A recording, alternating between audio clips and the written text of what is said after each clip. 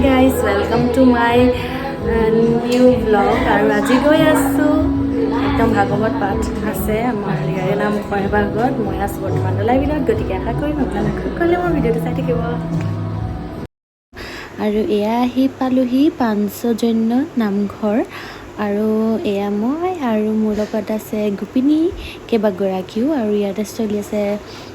ভাগৱত ব্যাখ্যানুষ্ঠান আৰু ভিতৰ ভাগলৈ সোমাই গৈ পোনপ্ৰথমে মই সেৱা কৰি ল'লোঁ আৰু সকলো গোপিনীৰ লগত মই এনেকৈ এই পবিত্ৰ সময়ত এই নামঘৰ ভাগত উপস্থিত থাকিবলৈ পাই সঁচাকৈ খুবেই সুখী আৰু পোনপ্ৰথমে মই ধুনীয়াকৈ বন্তি এগছ জ্বলাই পৰিয়াল তথা সকলোৰে সুখ শান্তিৰ অৰ্থে মই ভাবিলোঁ যে সেৱা জনাওঁ আৰু